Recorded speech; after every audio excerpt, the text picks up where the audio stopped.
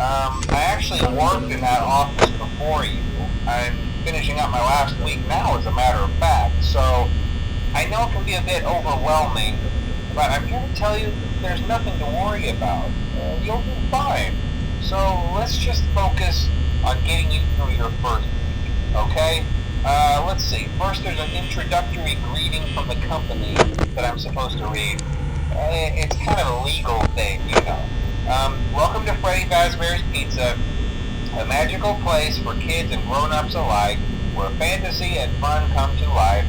Fazbear Entertainment is not responsible for damage to property or person.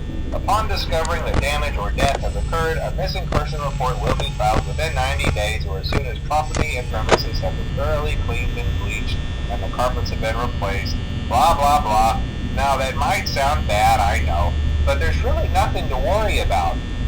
The animatronic characters here do get a bit quirky at night, but do I blame them? No. If I were forced to sing those same stupid songs for 20 years and I never got a bath, I'd probably be a bit irritable at night too. So remember, these characters hold a special place in the hearts of children and we need to show them a little respect, right? Okay. So just be aware, the characters do tend to wander a bit. They're left in some kind of free roaming mode at night. Something about their servos locking up if they get turned off for too long. They used to be allowed to walk around during the day too, but then there was the bite of 87.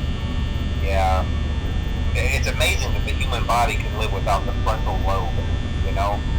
Now, concerning your safety, the only real risk to you as a night watchman here, if any, is the fact that these characters, if they happen to see you after hours, probably won't recognize you as a person. They'll most likely see you as a metal endoskeleton without its costume on. Now, since that's against the rules here at Freddy Fazbear's Pizza, they'll probably try to forcefully stuff you inside a Freddy Fazbear suit.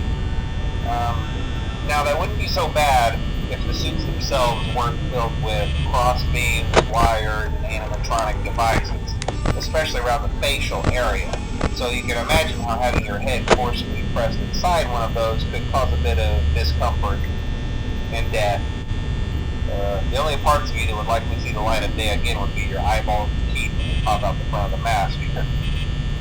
Yeah, they don't tell you these things when you sign up. But hey, first station of the breeze. I'll chat with you tomorrow. Check those cameras and remember to close the doors only if absolutely necessary. Gotta conserve power. Alright, good night. 2,000 years later.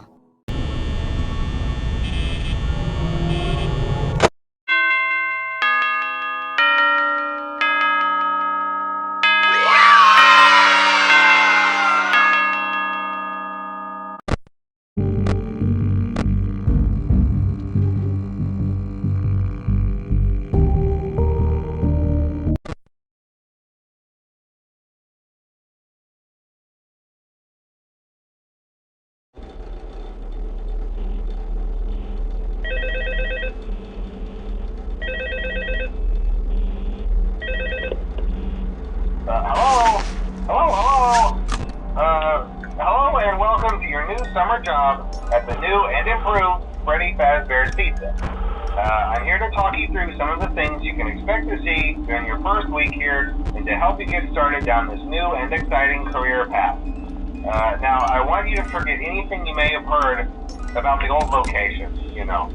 Some people still have a somewhat negative impression of the company. That old restaurant was kind of left to rot for quite a while, but I want to reassure you, Fazbear Entertainment is committed to family fun and above all, safety. They've spent a small fortune on these new animatronics. Facial recognition, advanced mobility, they even let them walk around during the day. Isn't that neat? But most importantly, they're all tied into some kind of criminal database so they can detect a predator a mile away. Heck, we should be paying them to guard you. Now, that being said, no new system is without its kinks. You're only the second guard to work at that location. The first guy finished his week, but complained about conditions. We switched him over to the day shift. So, hey, lucky you, right? Mainly he expressed concern that certain characters seemed to move around at night and even attempted to get into his office. Now, from what we know, that should be impossible. That restaurant should be the safest place on Earth. So while our engineers don't really have an explanation for this, the working theory is that the robots were never given a proper night mode. So when it gets quiet, they think they're in the wrong room. So then they go try to find where the people are, and in this case, that's your office. So our temporary solution is this. There's a music box over by the prize counter, and it's rigged to be wound up remotely. So just every once in a while, switch over to the prize counter video feed and wind it up for a few seconds. It doesn't seem to affect all of the animatronics, but it does affect one of them. And as for the rest of them, we have an even easier solution.